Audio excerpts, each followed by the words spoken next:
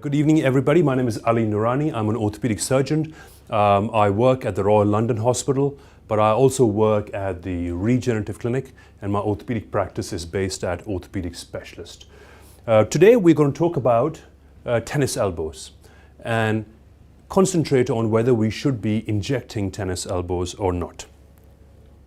So these are some of my affiliations. The ones that I want to talk about is actually USER. So USER is the European Society of Shoulder and Elbow Rehab. I'm the education committee there.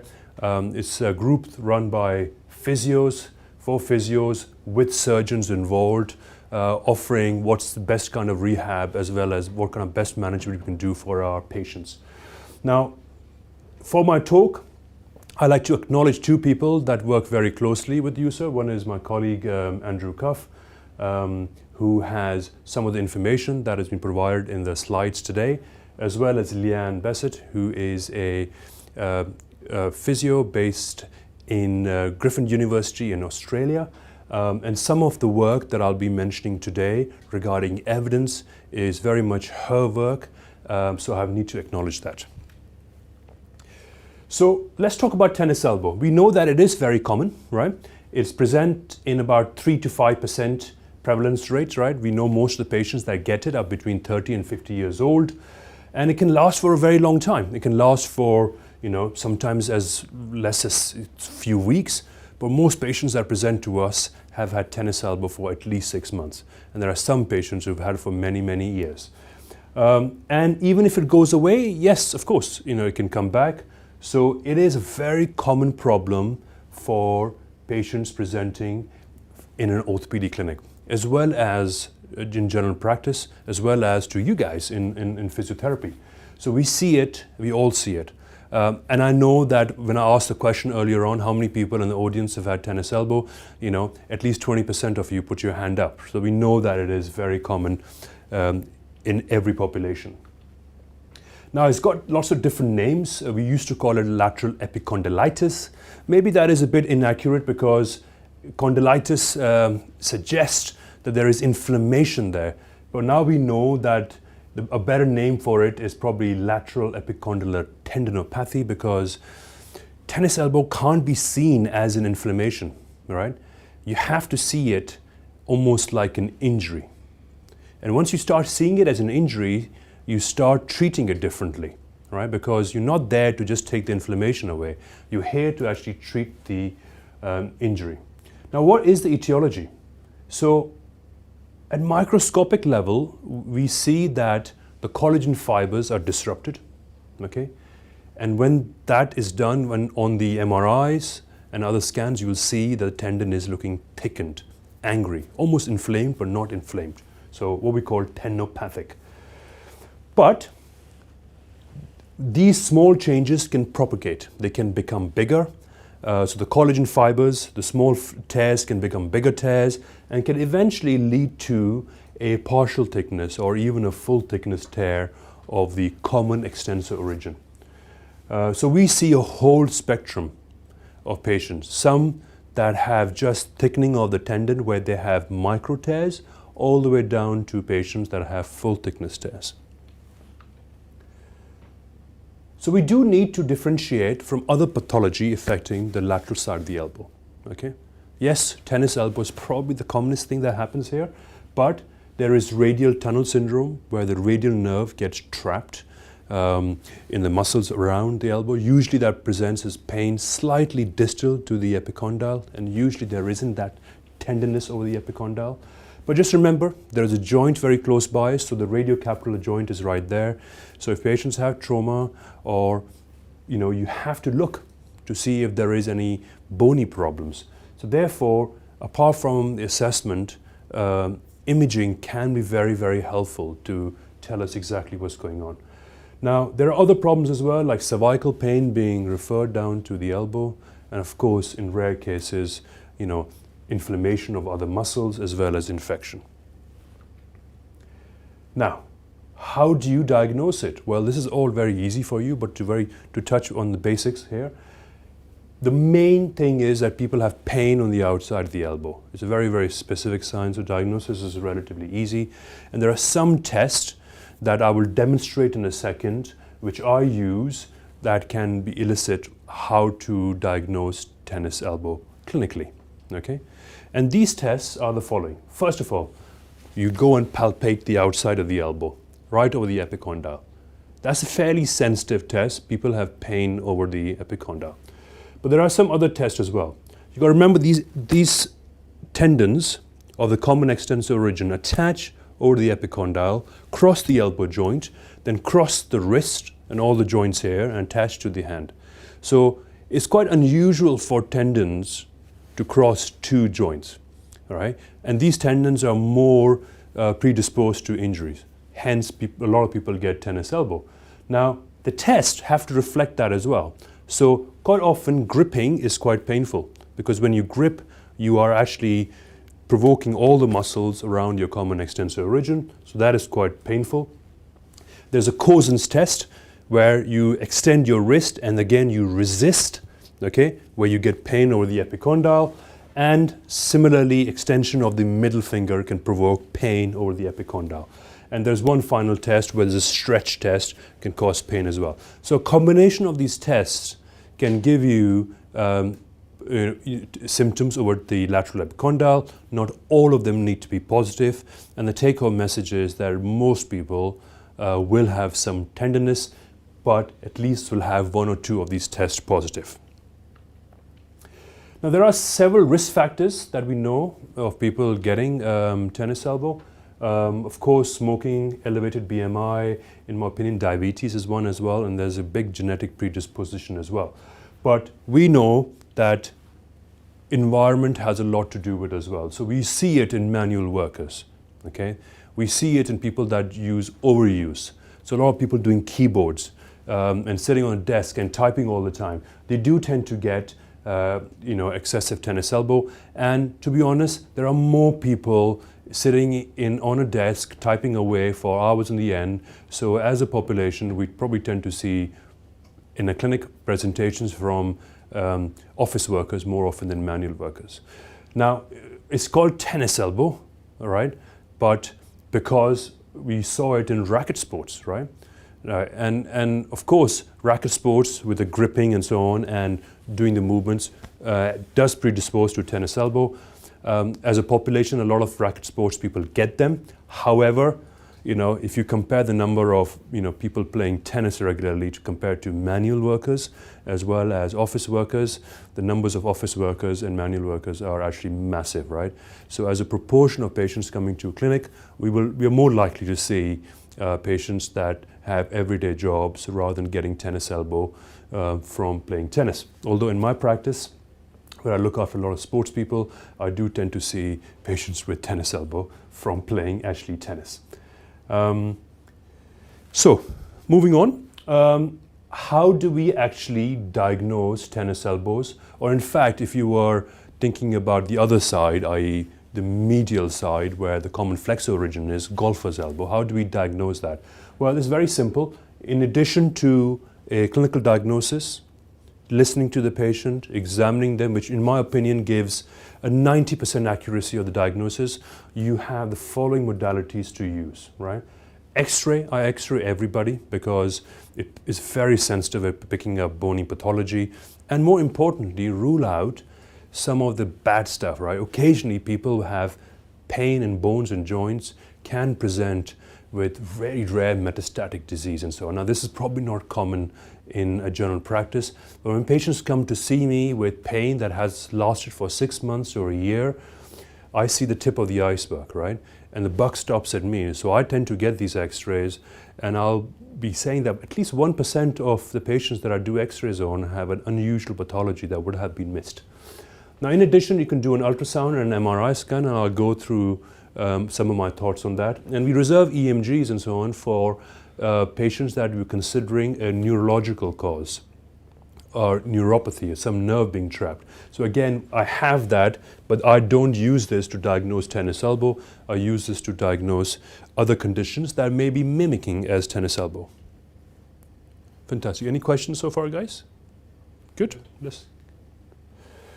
So ultrasounds tend to look like this. The pictures don't do it justice, but ultrasound is a dynamic scan. So when you're actually doing it, you see these perfect pictures of what's going on. Here is the epicondyle, here's the radial head, this is the lateral aspect, and here we are measuring how much the thicknesses of the epicondyle.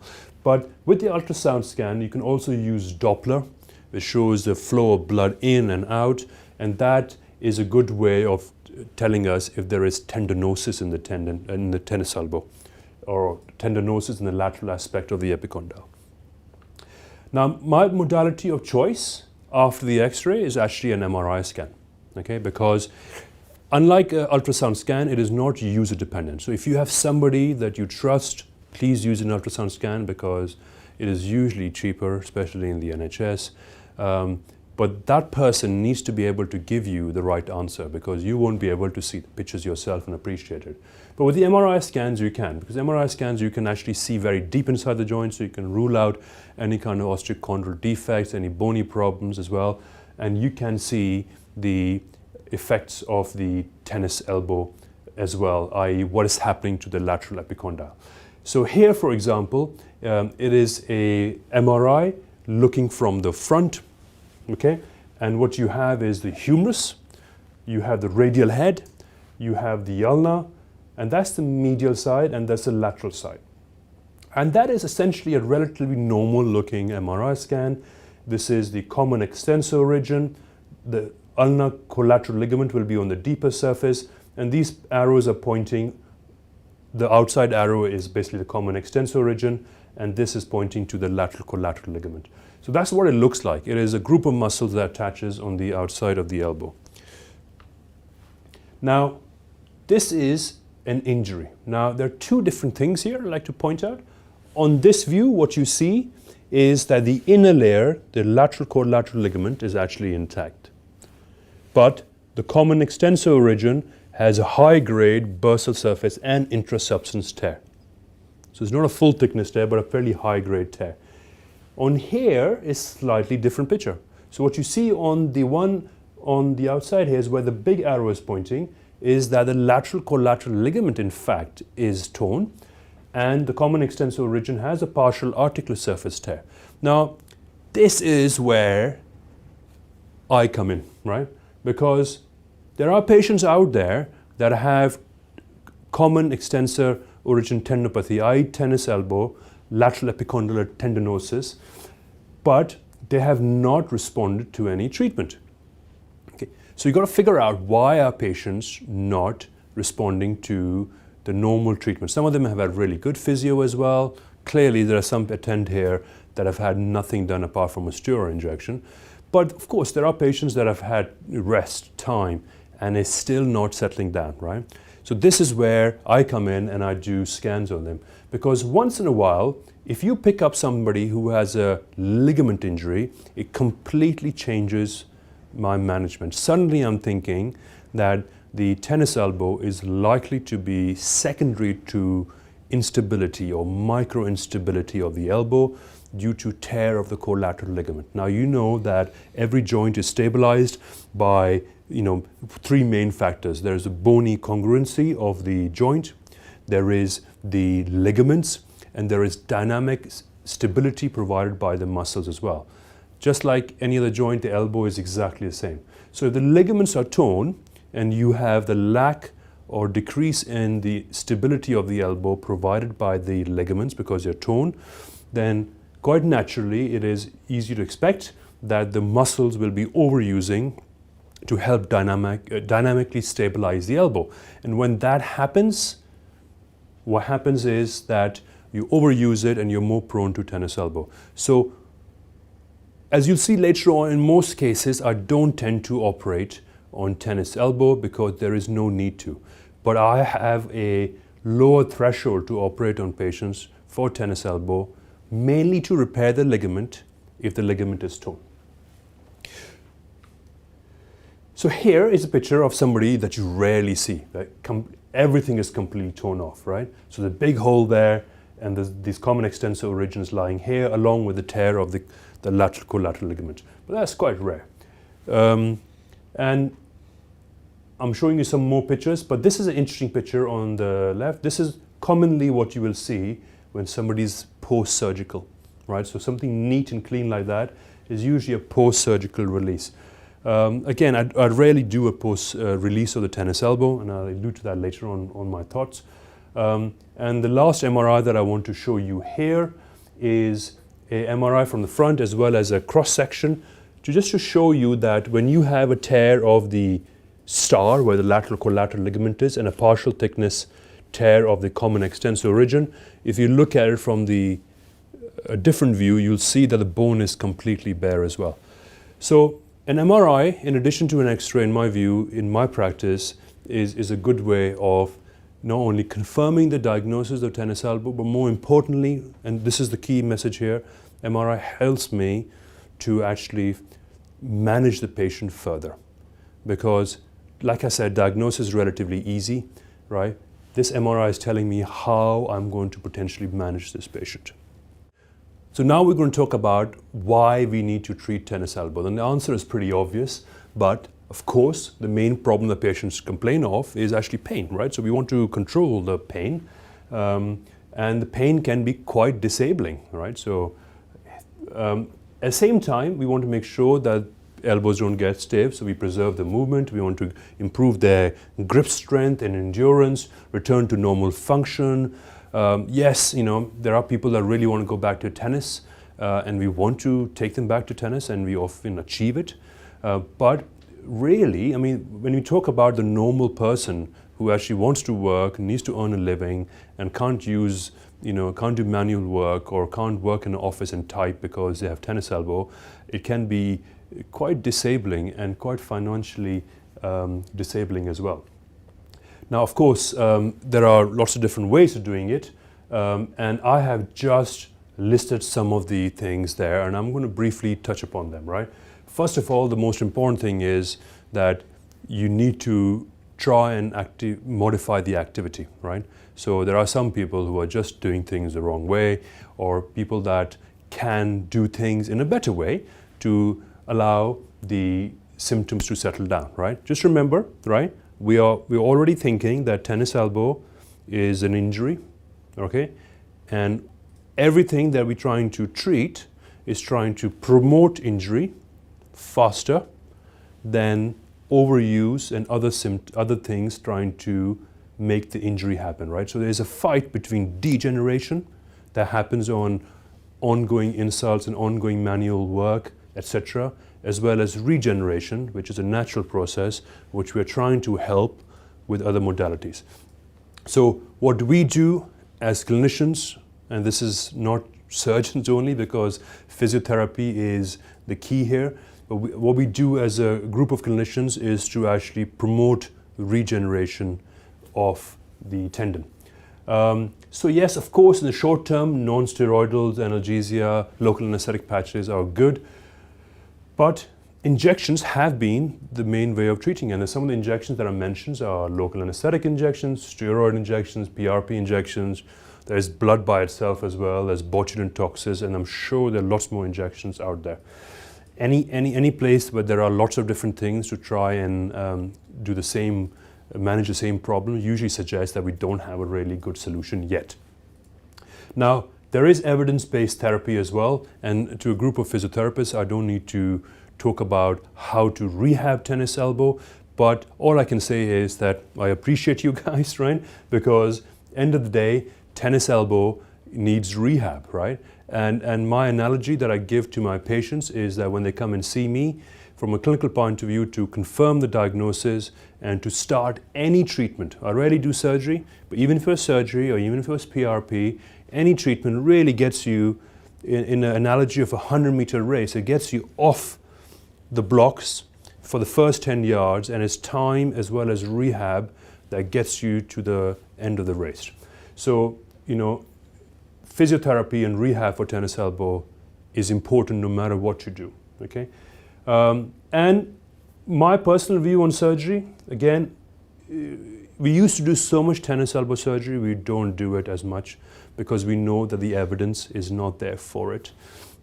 In fact, as mentioned earlier, that, I have a low threshold of only operating on patients that have had a ligament injury in addition, i.e. the lateral collateral ligament, but rarely for any other isolated common extensor origin injury, whether it's a partial thickness or a full thickness, is surgery required.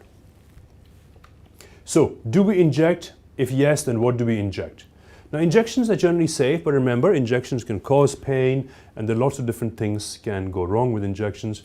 There are certain things that you've got to be aware of. For example, the tendons are right there, so the injection itself can harm the tendon either directly with the needle or the volume put in, or more indirectly with what you're putting in. And what I'm alluding to is basically steroids. But in addition, there are risks of fat necrosis and depigmentation, mainly with steroids. So if you haven't seen depigmentation, this is a good slide of it. If you can see that wrist, when you put steroids near the skin, where basically around hands and elbow, what you can do is the skin can lose its coloration and is more prominent, of course, if you have slightly darker skin. And the other thing is what's called fat necrosis. We all have a little layer of fat just underneath our dermis.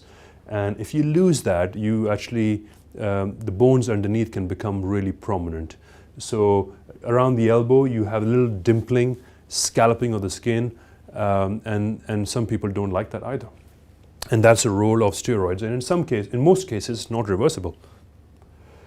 Now, the National Institute of Clinical Excellence does offer great guidance, a lot of things, but one of the things is that there is a cycle to these events, and as evidence comes out, these guidelines do have to be renewed. And one of the jobs that I have with my colleagues is to write to them to give them better evidence on how to manage tennis elbow. Because these guidelines, for example, mention that we should be doing steroid injections to tennis elbow. And as I'll show you a bit later on, the evidence is overwhelmingly against it. So what is the evidence against steroids, right? Well, there are lots of different trials, right? So this is a paper from 2014, which is a good read, a systematic review that tells us that what are the effects of local corticosteroid injections to the tendon, and the take-home message, it has a significant negative effect on the tendon, and therefore one has to consider that before injecting it. And again, there are many reviews like that go on to tell that steroids are not good. Now, the problem has been so far is, why are we using steroids if there is now evidence coming out? Why did we start using it, right? Well, it's funny that we use a lot of steroids in the UK, which is not typical of most places in the world. But it is very clear that when patients come to see you, if you give them steroids, it will help. Of course it helps, because it is a massive anti-inflammatory localized in the area. So if you have pain from tennis elbow, your pain goes away. So typically patients come back 6 weeks later and say, "Doc, you were amazing, you were awesome. You gave me an injection and it's great. Thank you very much." Then a few weeks later they come back and say, "Doctor, the injection was great, but the pain is now coming back. Would you mind injecting that again?" And the doc goes, "Of course we can, right? Because, who's to argue? Because even NICE says we can, right? So let's inject your elbow, right?" So they give another injection and they say, "Great, doc, that worked really well. Now I'm 6 months down the line. It only worked for like 6 weeks. Can you give me one more injection?" So of course we can, because 3 is the magic number. We don't know why, but we always inject 3 times. There's no science behind it. But the problem is, every time what's happening is that you're going in, you're taking the inflammation away. But if you remember, tennis elbow is an injury. Those collagen fibers are actually breaking apart, right? All right? And that's causing pain. So you're going in, you're just relieving the pain away with steroids, but what you're actually doing is probably doing more harm to the tendon, right? So most of the time, when steroids don't work, the problems becomes worse, okay? So yes, of course you want evidence for that, and we're going to talk about it. So Leanne Bessette published back in 2006, okay? So what she published was, and it's published in the medical BMJ, randomized control with 132 patients, and they looked at basically the effects of steroid versus no intervention. And the take-home message was that at 6 weeks, if you have no intervention, right, there are a significant number of patients still complaining because you haven't really done anything, right? But as soon as you give steroids, a lot of them are really happy, right? But at 52 weeks, not much is changing. But if you've done nothing, no intervention, there are more people that are happier. So in fact, back in 2006, a great paper tells us that if you've done no intervention whatsoever, that the outcomes are better than giving steroids at 1 year, right? This is what we want, right? We want long-term healing. So, but there were, people always criticize, even great trials. So they said, there isn't any physiotherapy here, etc., etc. People obviously need physiotherapy. So what? They did a trial with physiotherapy, which was published by Coombs et al. In 2013. And again, when you do steroids, half the people have recurrence rate, right? 55%. Even with steroids and physiotherapy, the range is the same. So it's not changing with physiotherapy, right? But look at the things where you've not done physiotherapy, right? So basically, what you've done is a placebo injection with physiotherapy, only 5% recurrence rate, right? So the summary of this slide is that, when you have, a placebo injection or physiotherapy with placebo injections, the outcomes are much, much better than giving steroids with anything else, right? So steroids, even with physiotherapy, are not good news. So let's combine the two data of these two great randomized control trials, and this is a good summary slide for you to remember, right? So basically, we're looking at recurrence rate. So if you have patients with tennis elbow that has not responded to treatment, and you give them steroid injections, at 1 year, 55% of them are still in pain, right? Now, one side of you is thinking, that's not bad because we cured 45%, right? But hey, let's wait, right? So what if you gave steroids with physiotherapy? And you can say, 54%, kind of around the same. But if you do no intervention, so you just see these patients and you just completely ignore them, right? Tell them that we're not going to do anything. They don't like it, but you ignore them and you see them at 1 year's time and they say, Doc, thank you for not doing anything, because only 9% of them are still in pain, right? Whereas with steroids, a much higher percentage are in pain. Now, if you do physiotherapy, the numbers are around the same, right? So it's very clear, 55, 9. If you do steroids, at least more than half patients will be still in pain, whereas the number is less than 10% if you not do steroids. Now, initially, this looks like the physiotherapy is not doing anything more over no intervention. So I want to reassure all of you that this is not the case, because the last thing we want is some committee saying physiotherapy is not helpful. And here's a slide that I want you to have a look at, right? So it's a busy slide, but I'll just go through it very briefly. The blue line is basically with wait and see. Sorry, blue line is corticosteroids. So what we tend to see is that there is some effect and then it kind of weans off there, so not much help, right? Now, what I want you to concentrate at is the physiotherapy line, which is orange, okay? And the green line, which is wait and see. So although at 1 year, the results are pretty much the same, what you notice early, 6 to 8 weeks, is that the physiotherapy gets you better faster, right? So although the end results are the same, by doing rehabilitation, you get there faster, okay? So it's important take-home messages for this one. Steroids not great, but physiotherapy early is probably beneficial. So when I see patients, right, when I've done my diagnosis, make sure there's no ligament injury and so on, I don't consider any injection before I tell them, have you had good physiotherapy? I show them the exercises to do myself, and I make sure that they have a good physiotherapist to give them a few sessions on how to do exercises, and I tell them to have some patience. So, use of steroids in tennis elbow promotes the symptoms to last for a much longer time with a higher recurrence rate when compared to no intervention or physiotherapy. Now, what about platelet-rich plasma, right? So for those of you who don't know what PRP is, it is essentially we take your blood, we concentrate the growth factors, take away all the red blood cells, and in our case we take the leukocytes away as well. So you're taking a plasma rich in growth factors, and then you're injecting it in places where there is an injury. Now remember, tennis elbow is an injury. What we're trying to do is promote healing.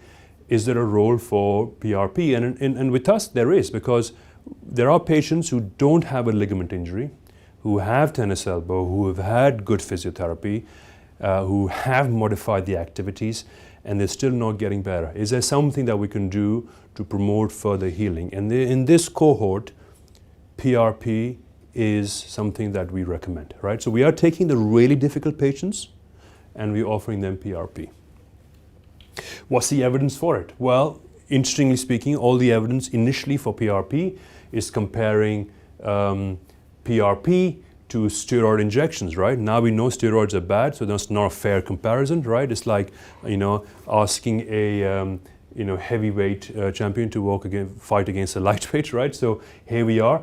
But there are studies, good studies. This is from Netherlands with a 1-year follow-up and then a 2-year follow-up published, which shows that PRP is massively superior to steroid injections in tennis elbow. This is the same group publishing at 2 years. Now, interestingly speaking, what I found in this paper was that the benefit which was given to patients in the initial injections of PRP was sustained even after the first year, up to 2 years till the study went up to.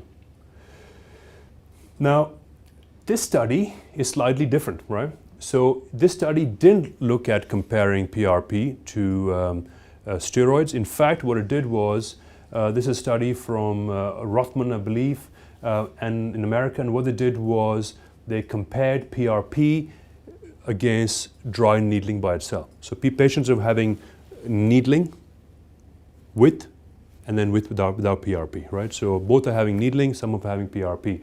And even in that, they found that the PRP is doing better. That's quite an important message, right? Because a lot of times when patients have injections or PRP or any kind of surgical thing, the take-home message is, well, maybe you're inducing trauma. And when you're inducing trauma, you're increasing higher blood flow, of course, and that's what promotes healing. Yes, that is true. But in this case, both of the patient groups are having the same amount of trauma, but one is having the additional PRP, and the PRP was doing better.